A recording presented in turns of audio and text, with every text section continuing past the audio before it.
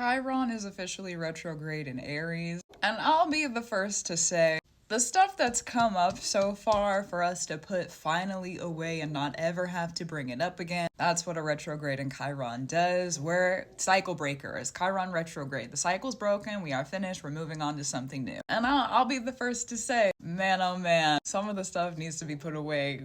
Can we do it yesteryear? Can we do it sometime earlier?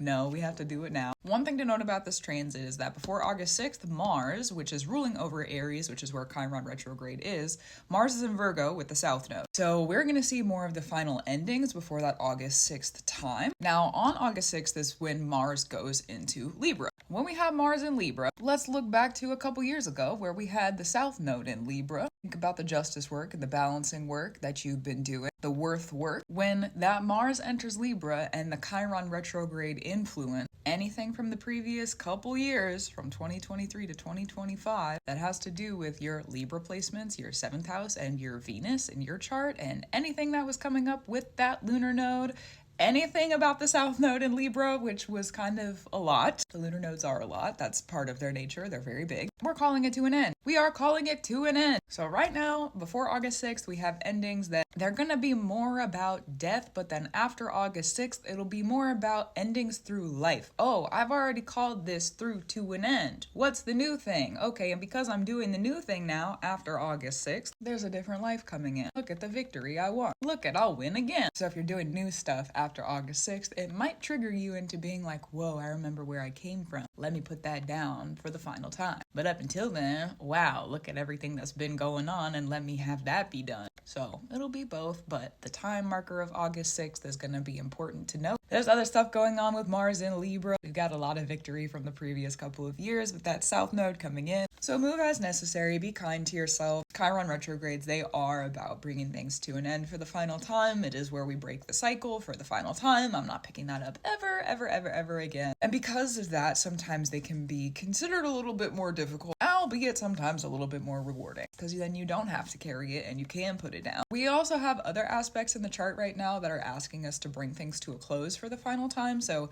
Chiron retrograde is not the only placement that is activating this. It is one of the only placements that's activating us within the healing work of it. So this alignment may actually help with the Pluto endings, the Saturn endings, and kind of anything else that's been going on in your world that needs to be brought to a close. Now we feel through it and we heal through it and we get to be done. Even if the feeling and the healing work isn't always so fun, okay? Take your time, be patient with yourself. Chiron retrograde sometimes can be a doozy, so if it is, let yourself be a little snoozy, okay? Rest, recover, heal as necessary. And gratitude, reverence, and love to you. Also true. Keep up the brew that you do. I for sure will too. Lots of brewing and doing recently, and I'm kinda, what we say, up to no good. Good is a subjective thing. Bad is also a subjective thing. So, opinions aside, I have been up to it. And I think that's where I'll leave it. And I'll talk to you soon. Also true.